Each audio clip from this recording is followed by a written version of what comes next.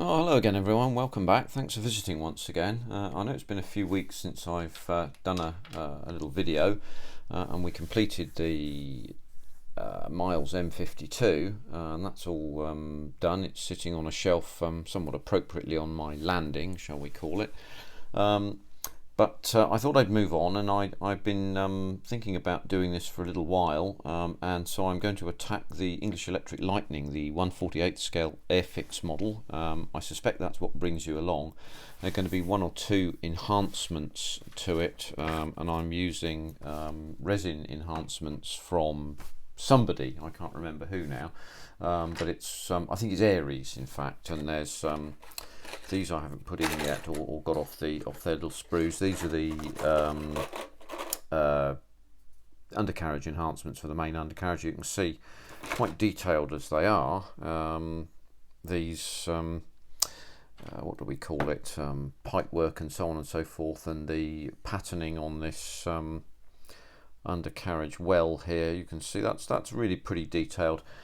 There's going to be quite a lot of work to this, and most notably obviously removing these resin mould halves here, but also thinning this down, which is going to be required. So the wings on the Lightning are really pretty thin, so it's worth thinking about doing that properly and really rather carefully, actually.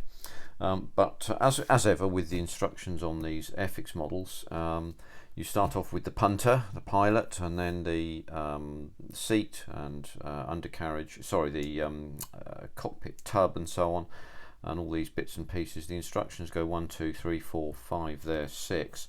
It's only at section 6 where we start to get to the shock cone intake and so on and so forth, and that's where another of the upgrades is, and you'll see that in a minute. I'll show you that. And then assembly of the air intakes, which take supersonic air to subsonic so that it can be accepted into the engine and burn, because obviously these engines have to burn their fuel at subsonic speeds. Anyway, nevertheless, it's worthwhile making some comparisons here. I'll just put that away over there a minute. I haven't got the seat off the sprues, but we can look at the cockpit tub here, which we start to look at in section 3. There are decals to add. I should get my proper poker out here. It comes with a little plastic whatnot on the end of it, which I need to take off. But as you can see, there is some detail on this, but none up the side wall here, and we'll look at that in a minute. And this fits together really quite nicely. It sort of fits where it touches, really, and so you have to be quite careful about where you put it. There are some locating lugs. There's one here, and then this lines up to the lug here on the where the joystick is, the control column. And the Airfix control column is pretty good, actually. It's quite detailed and quite let's see if we can make that there you go. Look, it's quite detailed. It's not actually all that monolithic. I'm trying to make you be able to see this. It's certainly not as monolithic as you might think, compared to the for example, the TSR2's original fit control column. But if we then move to, I haven't taken this off its moulding yet, if we then compare it to the moulded resin one, what you can see is it's considerably more delicate, and where's that gone? It's fallen on the paper and I can't see it now. Just quickly feel for it with my hand. Oh, there it is up there, look. So what we'll do is we'll put those two together and you can see the difference. There you go. And you can see how different they are. Obviously there's a section of flash that needs to be removed, which is just there, but the control column from the resin moulding is much more delicate in its fashioning, and I think would look much better to the discerning eye. What's happened to that? That polystyrene one has now disappeared once again. I think it's stuck to my finger and then has moved somewhere, but that will leave up there amongst all the rest of these things. Oh, it's right next door to the ejection seat pull handles, so that's fine. Anyway, so the tub if we look at these two again, we'll just do a quick comparison. This is going, by the way, this video will be a bit of a show and tell for a few minutes, because I haven't done a video for a while, and there's an awful lot of rather dull work involved in getting these things ready for use. But I'll zero in on this just a little quick while here, so that you can see the degree of detail difference here. And this is, there's a bit of dust on this, of course, as well. Let's see if we can just brush some of that away with a, it's resin, so you have to be a bit careful. There, that looks a little better, doesn't it? There we are. It's poor production values, but you can see the comparison between the two. This is a blank space here, and this has wiring and so on within it, and this material here, this detail here, is much more well detailed, shall we call it, there, than the other parts. So I mean, it does look an awful lot better without question. This is much more delicate in its moulding there, and if we were to drop the seat into that again, you can see texturing on the seat cushion here and the seat cushion backs here and so on and so forth, and you'll be able to put in an ejection seat pull handle there as well. So this will look really rather good, and a lap handle too, by the way. And you will remember me talking about lap handles in the Canberra video. The lap handles themselves, the direction of travel is of course upwards, and it's about as wide as your hand, so you can sort of grasp it like this. It's not a strong pull. It's about the same as a weight of a pound, 2 pound bag of sugar, and the distance of travel is apparently about that much. It only goes far. You're not pulling this thing a huge distance, and it's often referred to as the high G handle as well. So these arrangements sit together like that, and there's another little upgrade that goes into the top of this, and then the other section that one needs to think about is to put in the front panel after this fashion. Let's see if we can get that in there. That should go in rather like that. I'm not doing this very well, actually, am I? I'll have a quick look at this through the video and just see what we can see. I'm going to look at that through the magnifier, see if you can see that as well. In fact, I'll tell you what, I'll put it through the magnifier and then zero in on it as well. That's stretched as far as it can go. So that should then sit in there like that, rather. I think I know why that is. There's some moulding that needs to be removed here, and then it will go in, but it should essentially sit in there and sit down in that fashion. And then after that you have a let's keep that in panel, and some tweezers here to pick that up. Can't quite pick that up, it's off screen. You then have to put on there, on that panel, as you can see, the metal section of this photo etch here, which is brass photo etch, and you also have some further detail in the form of a piece of not perspex but cellophane, something like that, which will then together create the effect of detail within the instrument panel. You're going to have to get your brush out a little bit to paint the radar screen here and various other bits and pieces, but this is considerably more detailed than the original fit, so it is a great enhancement. And because the Lightning has a bubble cockpit, all of this is going to be honest with you, pretty visible. By the way, just as a quick comparison, I took this off the sprue. This is the original fit combing, as you can see there, and that's the updated version there. So it's very significantly more detailed, and I think with a little bit of care and a little bit of work will look really rather good. So I've prepared those. I haven't done any painting on them yet, but I will do, and I may in fact retain the original models low G ejection pull handles, because they do look rather good. They're quite good. I think there's a photo etch section here, so this is the photo etch section, you can see there. That will be 2D, this will be 3D, So I think that would look a bit better. I'm going to do some further checks and tests, because I want this to be delicate and not monolithic, because if it was monolithic it would not fit well with the whole look of that whole appearance here. Sorry, I'm not very good with my words today. There are some further updates to add as well on the side panel. So what you get effectively within the cockpit arrangement that goes down here is side panels that add a significant amount of detail, and that goes in at about there, just about like that, and you get a significant amount of additional detail, which I think very much enhances. That was the microphone there. Let's just move that a little bit so it doesn't, I didn't brush into it, sorry about that. So that I think is a significant enhancement, a significant upgrade. The first real challenge that you face in terms of assembly is the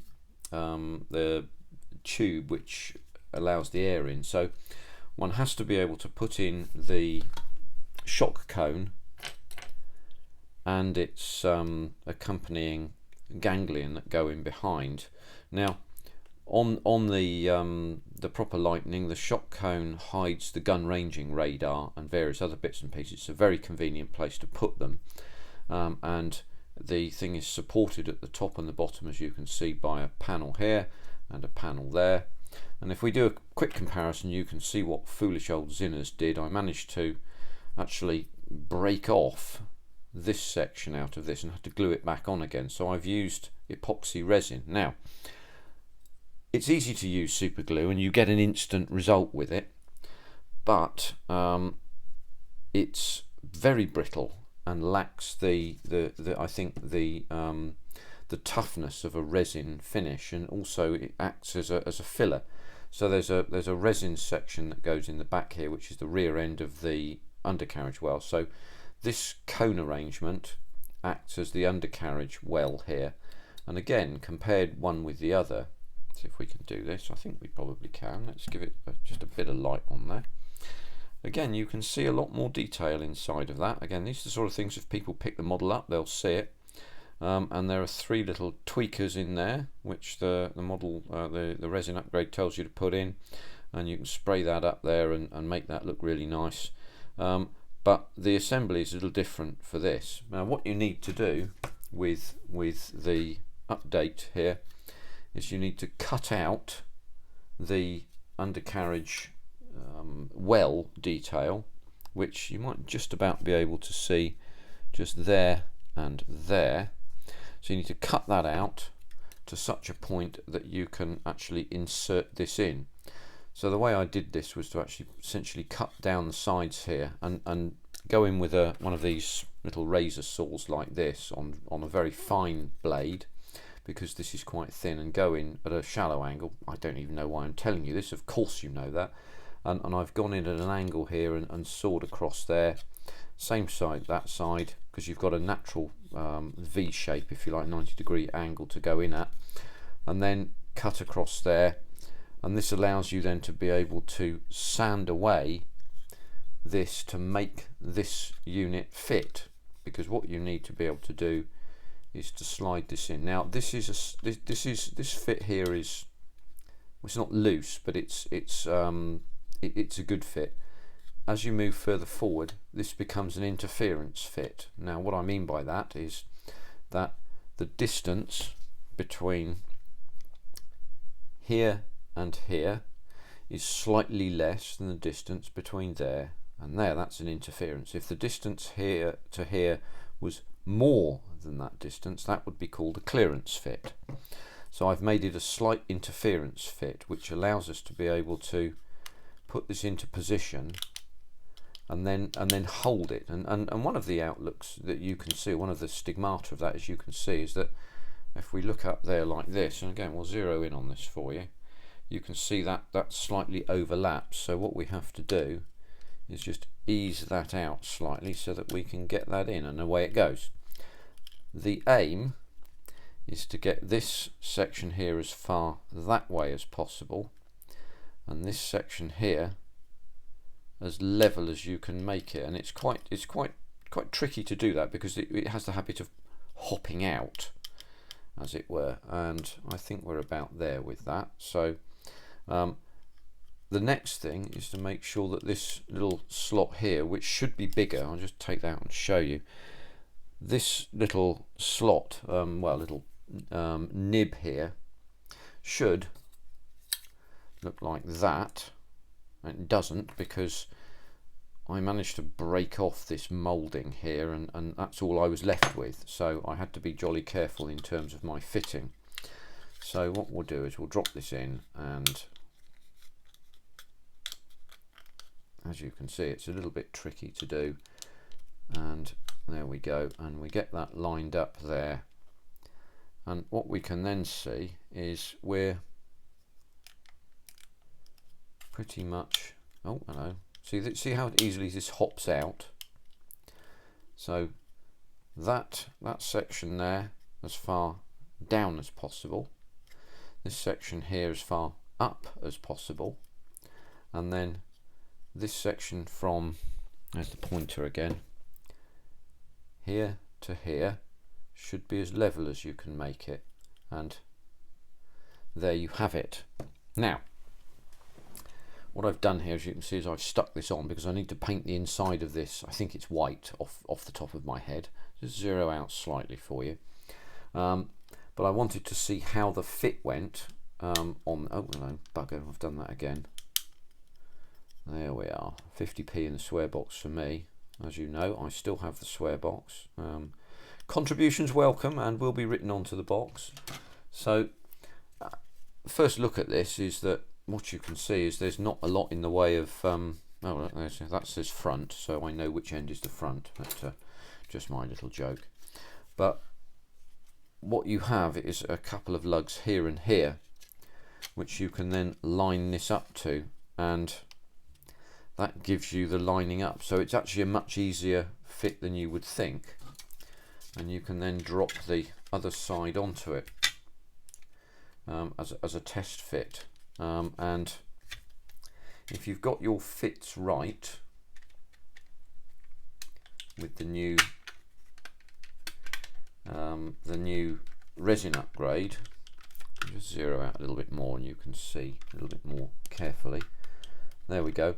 That should all fit together, as you can see it does. And the other thing that it's possible to see, if you've got your fits right, and you'll see this more or less immediately, is the undercarriage well. See if I can give it some, I'll tell you what, we'll use the magnifier because the magnifier will shine light down into it properly, and then we'll just zero right in on it. You can see that the fit is pretty bloody good actually. There you go. And fits really very nicely onto the existing moulded polystyrene section of the undercarriage well, so the doors there, and that fits in pretty well. So the things to be aware of in this regard, let's move that away, is that when you sand out these sections here, you have to ease them out equally so this remains central. If they're not equal, then this will be pissed, and it only has to be off-centered by a tiny bit for it to notice really quite a lot, to be honest with you. So as you can see, that's pretty good.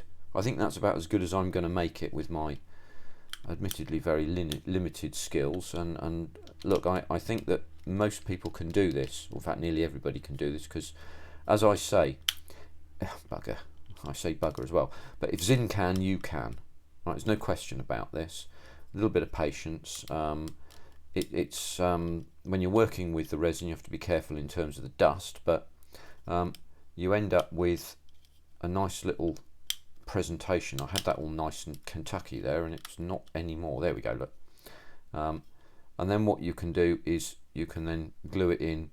I may use some super glue to get it set in, and then set it further with epoxy. But once it's in, and then you can get this shock cone on, which fits on very nicely. The final section really is the front nose section, which is the air intake surround. Just get them in there. One thing that you can see, I will just point this out, is that when we line up these, you can see these are slightly bowed. Now, I think it's because it's a long section of polystyrene. They're slightly bowed on that end as well. So we'll have to clamp them to glue them, which will mean that we've got quite a lot of work to do with the seam and everything. But I think it's just possibly the age of the kit. It's quite old, and therefore requires to be treated with a little bit of deference, shall we say. But the last thing here is for this section to slot in, and as you can see, it slots in. But there is some fitting work to do. So I'll tell you what we'll do is I'll just put that in there and put the shock cone on. That's slightly out of kilter there, and I think it probably will be, because there you go. So that's what that looks like, and it's pretty good, but it's not glued up together yet, so it's not quite perfect, but that's what it will look like. The final thing to think about when you're doing this, which you wouldn't have to do with the original fit part of the kit, is making certain that this is fit. This is the lower side, this is the upper side, and this section here, this section up here, extends into the intake port and acts as a support. So you have to fit that in such a way that it's visible. So don't sand that off or even throw that around. So that is what you end up with there, like that. So it looks like it comes over the top. Now I need to research just quickly whether that is a smooth run. I think it is a smooth run, so that needs to be sanded out, and it may need to be given a little bit of a fill on that that support there. But the one where the interference generally is this section under here, and all you do with that is get yourself a round rat tail file and just ease that out until this fits, and this section should butt up to that section there like that, leaving you with very little in the way of shall we say, gap to perceive. It's going to be a question of very carefully filling that so that it doesn't show at all. That will be tough, I have to say, without making scratches on the outside of this shock cone assembly. But that's essentially how that all fits together. But it is very, very involved, and as you can see, there's not a hell of a lot in the way of support and arrangements to see. Now the cockpit goes in like that, the original fit cockpit. The replacement is much similar like that, but that I require to do some more fitting with, so I think there's some cutting out to do in here. So this is going to be rather more complex than perhaps one might assume at first glance, but again should fit in after that fashion, allowing us to be able to then fit in those side cheek panels there. But let's just see if we can drop that shut a minute. This is all going to move around rather a lot. I wanted to just show you what you can see when you're inside this cockpit, because it's important so that you see, I think, so you can see where the value is in terms of spending money on the Aries upgrade. I'm just, let's zero out so you can see what it is I'm attempting to do here. As you can see, there is some cutting out to do here, because this section here needs to go into there. So I mean, if we just hold that generally basically shut, what you can see if I zero in on this is you can actually make out an awful lot of detail, because again this is a bubble canopy here, so it's going to look pretty bloody good when it's done. And of course you've got this section that sits in sort of there like that, and away you go. So look, there's a little bit of work to do on this, and it's more than the average kit build would be for just a standard build. This is a bit bare by comparison to this, so I think it's worthwhile going for the upgrades if you're considering getting one of these kits, just so that you know. I think I might have said this on the review, but that's the moulding date, so it's 1997 kit, so this has sat in a box since then, and because it's old, some of the parts might not fit quite so well, but we can't judge it through a modern day lens. But it's an Airfix kit, and I think as a 1/48 kit it'll look pretty good when it's done. But that's the one that's occupying me at the moment, and as we come towards the end of the cricket season and so on and so forth, I might have or hope I have a little bit more time to do all this sort of stuff, and I hope that you will join me on this and enjoy the progress I make with it, and I look forward to seeing you when I do so. Do feel free to subscribe if you've not visited me before, and I'd be happy for you to do that. It's free to do and actually helps the channel to grow.